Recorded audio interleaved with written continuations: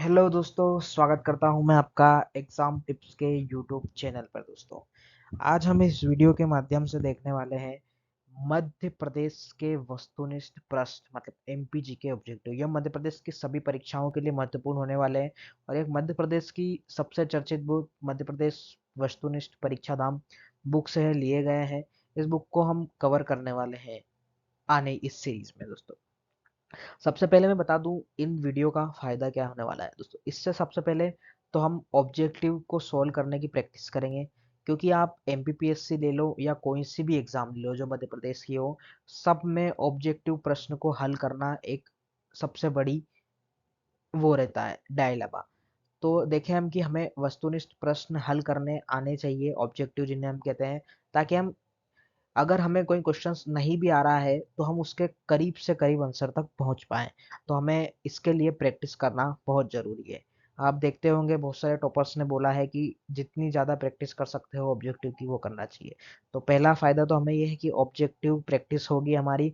दूसरी, ये परीक्षा है धाम की जो बुक है ये भी हमारी इससे कवर हो जाएगी। तो बिना देरी किए, बिना भाषण के मैं शुरू करता हूँ। सबसे पहला क्वेश्चन है हमारा, मध्य प्रदेश के स्वतंत्रता के पश्चात मध्य प्रदेश को कितनी श्रेणियों में बांटा गया था। तो स्वतंत्रता के पश्चात मतलब 1947 की बात हो रही है और मध्य प्रदेश की बात हो रही है। आपके ऑप्शन है 3, 4, 5, 6। तो इसका सही जवाब है दोस्तों 3। आइए इसकी डिटेल देख लेते हैं कि स्वतंत्रता के पश्चात मध्य प्रदेश को 3 श्रेणियों के अंतर्गत शामिल किया गया था। Part A, part B, part C. दोस्तों, पूरे भारत को 4 भागों में डिवाइड किया गया था, part A, part B, part C और पार्ट डी। पार्ट डी में ऐसे क्षेत्र थे जो द्वीप थे, जैसे अंडमान निकोबार द्वीप और लक्षद्वीप, ऐसे कुछ समुद्र से घिरे हुए क्षेत्र थे। तो उन्हें पार्ट डी में शामिल किया था। मध्य प्रदेश भू अवस्थित राज्य, आप सभी को पता होगा, इसलिए इसमें पार्ट डी होने का कोई सवाल ही नहीं उठता। तो पार्ट ए, पार्ट बी और पार्ट सी थे। तो पार्ट ए में थे दोस्तों मध्य प्रांत, पार्ट बी में मध्य भारत, पार्ट सी में विंध्य प्रदेश और भोपाल भी एक स्वतंत्र राज्य था, परंतु वह पार्ट सी का हिस्सा था, मतलब पार्ट सी की कैटेगरी में वह आता था। दोस्तों, मध्य प्रांत को सेंट्रल प्रोविंस एंड बरार भी कहा जाता था दोस्तों। और मध्य भारत, इनकी राजधानियों की बात करूं तो पार्ट ए की थी नागपुर, पार्ट बी की थी ग्वालियर और इंदौर, पार्ट सी की थी रीवा और भोपाल की राजधानी जो थी दोस्तों भोपाल ही थी। आगे बात करते हैं, हमारा अगला सवाल है मध्य प्रदेश के गठन के पहले पार्ट ए की राजधानी क्या थी। जस्ट अभी थोड़ी देर पहले बताया दोस्तों, पार्ट ए की राजधानी क्या थी, नागपुर। इसका ध्यान रखिएगा। अन्य नाम सेंट्रल प्रोविंस एंड बरार जिसे कहा जाता है मध्य प्रांत, राजधानी नागपुर थी। कुल 15 रियासतें थी। मकड़ाई, विदर्भ, महाकौशल और राज प्रमुख थे दोस्तों पंडित रविशंकर शुक्ल। याद रखिएगा दोस्तों, भोपाल से रिलेटेड भी राज प्रमुख या प्रमुख, प्रथम प्रमुख पूछा जाता है। तो भोपाल में बहुत कंफ्यूजन करने वाले नाम होते हैं, वो आगे मैं आपको क्लियर कर दूंगा क्वेश्चन के हिसाब से ही। आ ही गया है क्वेश्चन, भोपाल स्टेट के प्रथम मुख्यमंत्री कौन थे दोस्तों। तो भोपाल स्टेट के प्रथम मुख्यमंत्री थे डॉक्टर शंकर दयाल शर्मा जी। तो दोस्तों आप याद रखिएगा, एक शंकर दयाल शर्मा थे भोपाल के, पंडित रवि शंकर शुक्ल थे पार्ट ए के, और मध्य प्रदेश के 1956 के बाद प्रथम मुख्यमंत्री भी वह बने। मतलब 1956 जब राज्य पुनर्गठन आयोग की अनुशंसा पर मध्य प्रदेश राज्य बनाया गया, उसके प्रथम मुख्यमंत्री भी पंडित रविशंकर शुक्ल बने। तो एक नाम पंडित रविशंकर शुक्ल, एक नाम डॉक्टर शंकर दयाल शर्मा, एक नाम आएगा दोस्तों आगे मोहम्मद हमीदुल्ला और दोस्त मोहम्मद खान। ये 3, 4 जो नाम है वो मध्य प्रदेश के भोपाल से रिलेटेड है। तो आप याद रखिएगा कि यहाँ पे कंफ्यूजन हमें नहीं होना है। तो पार्ट सी के अंतर्गत राज्य था दोस्तों भोपाल। इसके इसके प्रमुख मोहम्मद हमीदुल्ला थे, प्रमुख मोहम्मद हमीदुल्ला, और प्रथम मुख्यमंत्री डॉक्टर शंकर दयाल शर्मा थे।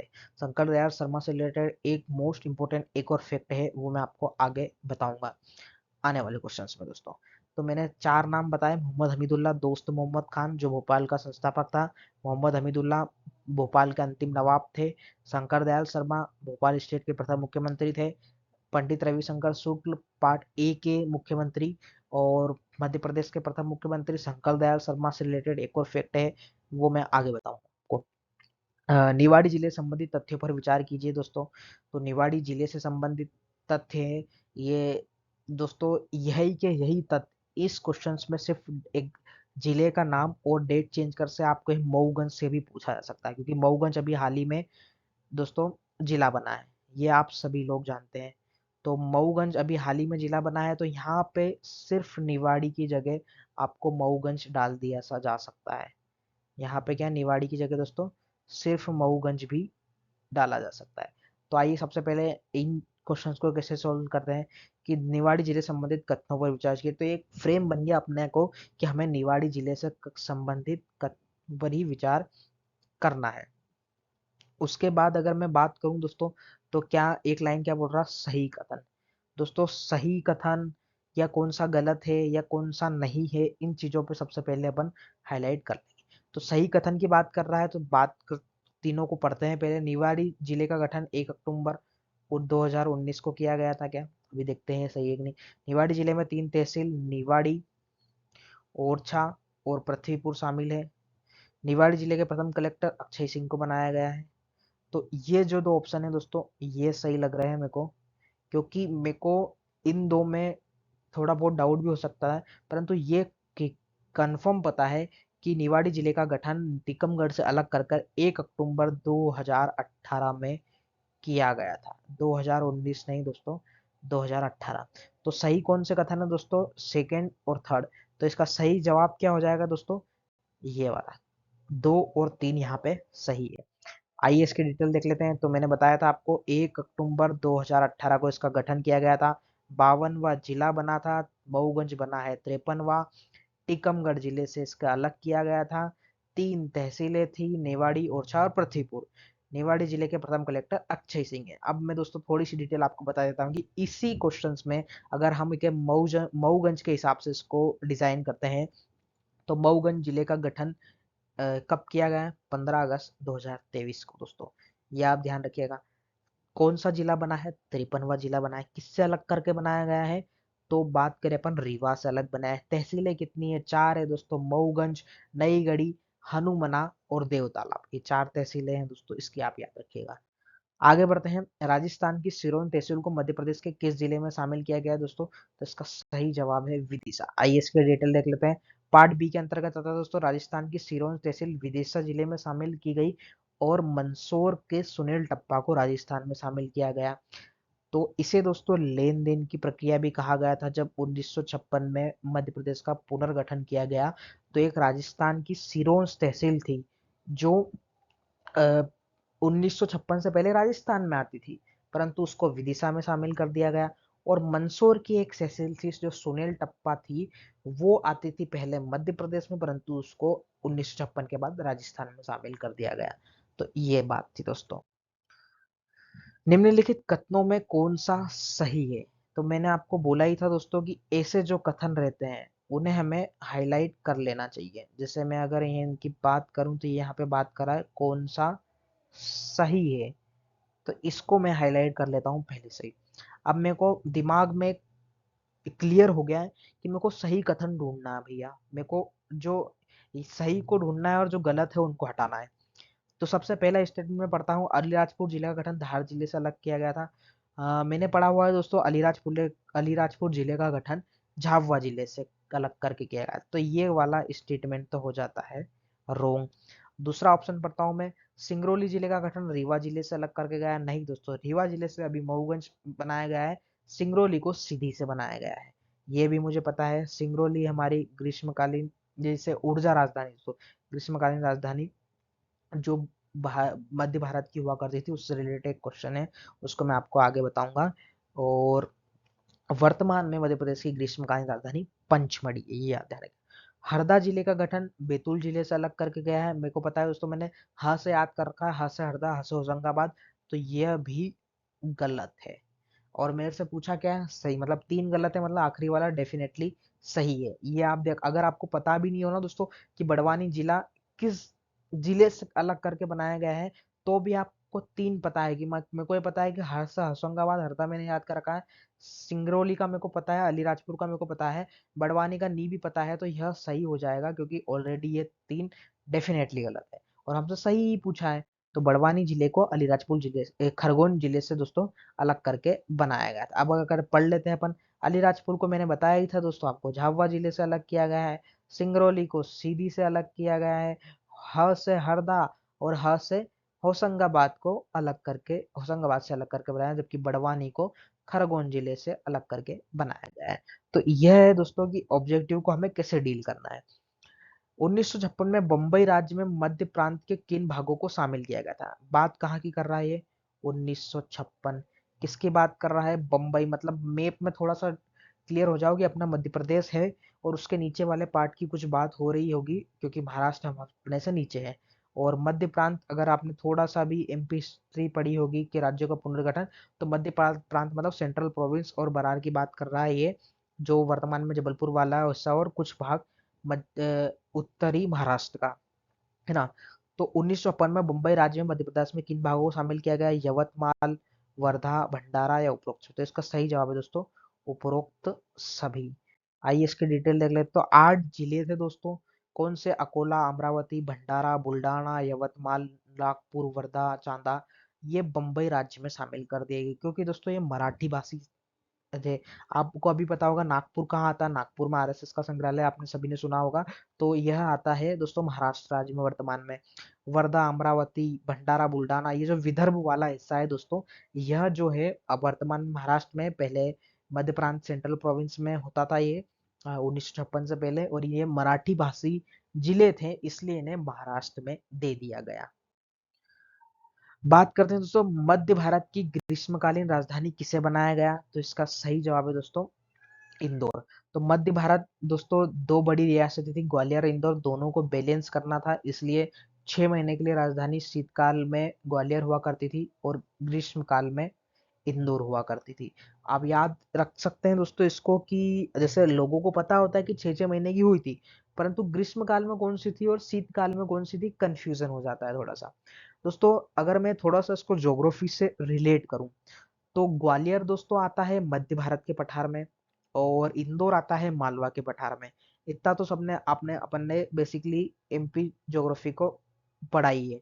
तो ग्वालियर आ रहा है मध्य भारत में, और अगर मैं देखूं तो ग्वालियर देखा जाए तो एक तरीके से उत्तर प्रदेश या उत्तर भारत जिसे हम कहते हैं उसका कुछ कुछ हिस्सा मतलब हो जाता है, क्योंकि ग्वालियर उधर यूपी बेल्ट से टच है। और उत्तर भारत में एक तरीके से अगर आता है, अगर विंध्य पर्वत को अपन बाउंड्री मान ले, तो उसका ऊपर का हिस्सा उत्तर भारत और नीचे का हिस्सा दक्षिण भारत कह सकते हैं, पर नर्मदा नदी को भी मान सकते हैं। तो इंदौर दोस्तों है मालवा के पठार में। मालवा के पठार की जलवायु सम जलवायु है, और जिसे विश्व की सबसे अच्छी जलवायु किसने कहा था? फाइयान ने कहा था। तो इंदौर है मस्त जगह, जहाँ पे ना ज्यादा गर्मी है ना ज्यादा ठंड है। अगर आप मैं बताता हूँ कि आपको गर्मी के मौसम में ग्रीष्म काल में राजधानी चुनना है, तो भैया उत्तर भारत तो ऑलरेडी बहुत ज्यादा गर्म होता है, लू अधिकतर चलती है। अगर ग्वालियर उत्तर भारत में आता है तो अपन देखें तो वह ज्यादा गर्म होगा, ज्यादा गर्मी लगेगी, पर मेरे को एडमिनिस्ट्रेशन का काम करना, राजधानी ऐसी जगह चलानी है जहाँ मैं थोड़ा सा कंफर्टेबल फील करूँ। तो इंदौर बेस्ट ऑप्शन है मेरे लिए। तो मैं गर्मी के दिनों में इंदौर आ जाऊंगा। और मैंने बोला है कि ग्वालियर बहुत ज्यादा गर्म क्षेत्र है वो उधर उत्तर भारत में, तो ठंड के दिनों में मेरे को इंदौर में तो बहुत ठंड लगेगी। इसके मुकाबले ग्वालियर अच्छा है, क्योंकि थोड़ा गर्म रहेगा, तो ठंड के लिए मेरे को वहाँ पे अच्छा रहेगा। तो ये दोस्तों मैं कहानी थोड़ा सा ज्योग्राफी से रिलेट करने के लिए बोल रहा हूँ कि याद रहे आपको कि गर्मी हो रही है मेरे को बहुत ज्यादा, तो ग्रीष्म काल में इंदौर चले जाता हूँ। ठंड हो रही है शीतकाल में, मेरे को ठंड बहुत ज्यादा लग रही है, तो मैं ग्वालियर चले जाता हूँ। और ये दोस्तों एक्चुअली में ऐसा कोई लॉजिक नहीं था ज्योग्राफी से रिलेटेड। ग्वालियर और इंदौर को बैलेंस करने के लिए 6-6 महीने के लिए राजधानी बनाया गया था। आगे बढ़ते हैं। प्रमुख रियासतें होलकर थे इंदौर में और सिंधिया थे ग्वालियर में। राज प्रमुख लीलाधर सेठ थे दोस्तों। फजल अली आयोग ने अपने सिफारिश किस शहर को मध्य प्रदेश की राजधानी बनाने का सुझाव दिया था? तो आपके ऑप्शन है इंदौर, जबलपुर, ग्वालियर, भोपाल। तो दोस्तों अभी 3 जिलों के बारे में तो अपन पढ़ चुके हैं। भोपाल मध्य प्रदेश की राजधानी है, ग्वालियर और इंदौर 6-6 महीने के लिए मध्य भारत की राजधानी हुआ करती है। जबलपुर को सुझाव दिया था फजल अली आयोग ने। तो जबलपुर को सुझाव दिया था दोस्तों 1956 में, जब भाषाई आधार पर राज्यों का पुनर्गठन किया गया, तो राजधानी बनाने का सुझाव जबलपुर को दिया गया था फजल अली आयोग ने। परंतु दोस्तों क्या होता है, जबलपुर को एक बार पहले भी भारत की राजधानी बनाने का भी एक चांस मिला था, पर 1911 में दिल्ली को राजधानी बना दिया गया, कलकत्ता से दिल्ली ट्रांसफर कर दिया गया। और जबलपुर दोस्तों सेंट्रल इंडिया में होता, अगर राजधानी बनती तो सारे मतलब एकदम बीचम बीच भारत में अपन आ जाती राजधानी अपनी। जबलपुर को जब भी नहीं बनाया गया कारण किन्हीं कारणों की वजह से, और फिर मध्य प्रदेश की राजधानी बनाने का भी सुझाव दिया गया, परंतु मध्य प्रदेश की राजधानी भी नहीं बन पाया और भोपाल को राजधानी बनाने की सहमति जवाहरलाल नेहरू ने ली दी दोस्तों। अगर अपन बात करें तो 1956 की बात से पहले दोस्तों बात करते हैं अपन।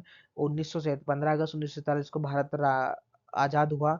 और आपको पता ही होगा कि जो प्रत्यक्ष ब्रिटिश शासित थे वो तो भारत का हिस्सा बन ही गए थे, परंतु जो देसी रियासत थी उन्हें भारत और पाकिस्तान में सम्मिलित होने का ऑप्शन दिया गया, और तीसरा ऑप्शन यह था कि वो आजाद भी रह सकते हैं। तो भोपाल के नवाब ने भी मोहम्मद हमीदुल्लाह ने सबसे पहले स्वतंत्र रहने की घोषणा की, परंतु बाद में उन्हें कन्वेंस कर लिया गया, और उन्होंने शर्त रखी होगी शायद कि भोपाल को अगर मैं भारत में विलय करता हूँ तो इसे मध्य प्रदेश की राजधानी या बनाया जाए, ताकि जो हो ताकि वह भोपाल का जो नवाब है वो ठगा महसूस ना करे और उसकी जनता के लिए वह कुछ कर पाया यह उस जनता को वो बता पाए। तो उन्होंने भोपाल को राजधानी बनाने का प्रस्ताव रखा, इसलिए भारत में सम्मिलित हुए, और इस प्रकार से जबलपुर को ना बनाते हुए जवाहरलाल नेहरू ने भोपाल को राजधानी बनाने का सहमति दी दोस्तों। भोपाल राज्य भारत संघ में कब विलय किया गया दोस्तों? मैंने आपको बताया था 15 अगस्त 1947 को अपना देश आजाद हुआ, परंतु उसके 2 साल बाद 1 जून 1949 को भोपाल जो है भारत में शामिल होता है। स्वतंत्रता के बाद भोपाल एक स्वतंत्र राज्य बना रहा। इसे 1 जून 1950 को भारत में विलय किया गया। विलय के समय मोहम्मद हमीदुल्लाह भारत के भोपाल के राज प्रमुख थे दोस्तों। भोपाल राज्य के प्रथम मुख्यमंत्री किसे नियुक्त किया गया दोस्तों? तो भोपाल राज्य के प्रथम मुख्यमंत्री शंकर दयाल शर्मा दोस्तों। यहाँ से आप पंडित रविशंकर का नाम भी है, कंफ्यूज हो सकते हो, क्योंकि यह पार्ट ए और मध्य प्रदेश के प्रथम मुख्यमंत्री थे, परंतु भोपाल के मुख्यमंत्री शंकर दयाल शर्मा थे दोस्तों। और यह एक और फैक्ट मैं बता देता हूँ कि भारत के 9वें राष्ट्रपति भी यह बने थे दोस्तों। 9वें राष्ट्रपति कौन बने थे? शंकर दयाल शर्मा। और एक ऑप्शन अगर आपको मैं यहाँ पे डाल दूं, दोस्त मोहम्मद खां, और एक ऑप्शन डाल देता हूँ मोहम्मद हमीदुल्लाह, तो ये तीनों चारों नाम भोपाल से रिलेटेड हो जाएंगे दोस्तों। तो 20 मार्च 1952 को शंकर दयाल शर्मा को भोपाल राज्य का प्रथम मुख्यमंत्री नियुक्त किया गया। बाद में शंकर दयाल शर्मा भारत के 9वें नंबर के राष्ट्रपति भी बने थे दोस्तों। मध्य प्रदेश में कितने संभाग है दोस्तों? बहुत इजी क्वेश्चन। 10 संभाग है मध्य प्रदेश में। कौन कौन से नाम देख लेते हैं? चंबल, ग्वालियर, सागर, रीवा, शहडोल, भोपाल, उज्जैन, इंदौर, नर्मदापुरम और जबलपुर संभाग दोस्तों। मध्य प्रदेश का 10वां संभाग किसे बनाया गया था? ये क्वेश्चन है दोस्तों, ये भी इजी क्वेश्चन है, सिर्फ फैक्चुअल क्वेश्चन है। और शहडोल को इसको 10वां संभाग बनाया गया था। मुख्यालय दोस्तों शहडोल में और 2008 में बनाया गया था। एक ऑप्शन दोस्तों, ऑप्शन 2008 और 2010 भी दिया था। 2010 से हमें क्लिक होता है 10वां संभाग बनाया गया, और 2010 ऑप्शन का भी आ जाता तो हमारा कंफ्यूजन पैदा वहां पे होता है। शहडोल संभाग में 3 जिले हैं, शहडोल, उमरिया, अनूपपुर। न्यूनतम जनसंख्या और क्षेत्रफल वाला संभाग है। प्रारंभ में शहडोल संभाग डिंडोरी जिले में शामिल था, किंतु 2012 में इसे जबलपुर संभाग में अंतर्गत शामिल कर दिया गया। तो शहडोल में कितने जिले? शहडोल, उमरिया, अनूपपुर। पहले डिंडोरी हुआ करता था, परंतु डिंडोरी की जनता ने वहां पे विरोध किया 2012 में, और उसे जबलपुर संभाग में सम्मिलित कर दिया। अभी ये याद रखिए दोस्तों, कोई किन्हीं किन्हीं किताबों में पुराने प्रिंट है जिनकी, उनमें अभी भी डिंडोरी को शहडोल संभाग का हिस्सा बताया जाता है, परंतु वह नहीं है। शहडोल डिंडोरी जो है वो जबलपुर संभाग का हिस्सा है दोस्तों। आपको वीडियो पसंद आया दोस्तों, लाइक जरूर करें इसे, कमेंट करके हमें बताएं कैसा लग रहा है, शेयर करें वीडियो को ज़्यादा से ज़्यादा, और चैनल को सब्सक्राइब करना ना भूले दोस्तों।